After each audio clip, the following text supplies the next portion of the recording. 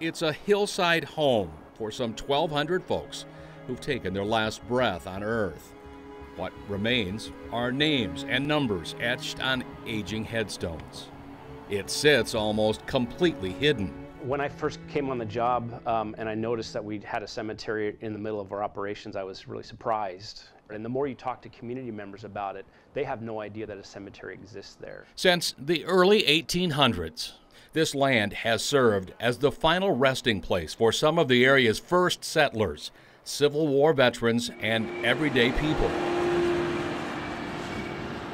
But for those remembered here, it is not a peaceful rest. Today, Woodbury Township Cemetery in Sergeant Bluff is surrounded by the sprawling industrial operation of brickworks and home to the Holman family more than 100 years ago. Holman is the first person that allowed maybe a friend or an ancestor to be buried in what used to be an old brick property. One grave site maybe led to 10 and 20, and it's expanded over the years. It's not appropriate for the cemetery to exist where it is today and then to continue to have industrial operations all around it. Since the property has no remaining plots, is built on a hard-to-walk hillside, and operates on gifts and volunteers, a cemetery expansion committee has partnered with Brickworks to explore how the cemetery might be relocated, something first discussed years ago. That's my grandfather, Jess, and great-grandfather. I knew him. He lived in a...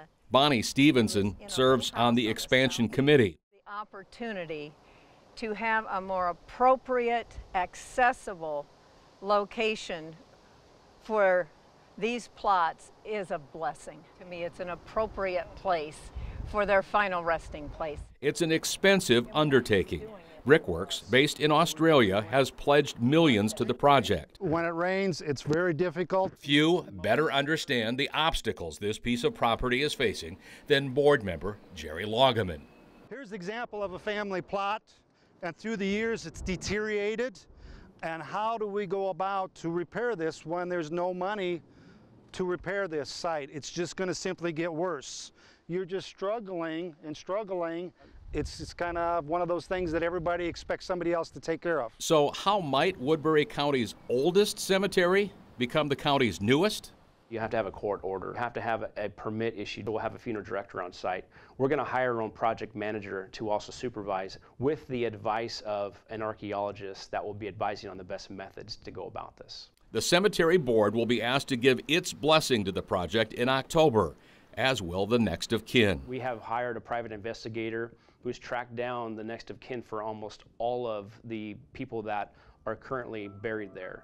If approved, the new cemetery would be built a short distance from the current site, as this fly-through video shows, mirroring the current plot alignment, with a designated section to honor veterans and their wives, a cremation memorial, and it would be easily accessible with 4 times the number of plots. It's an absolute privilege to be able to hopefully build something that will allow people to go and visit ancestors in a nice, serene place. It's appropriate.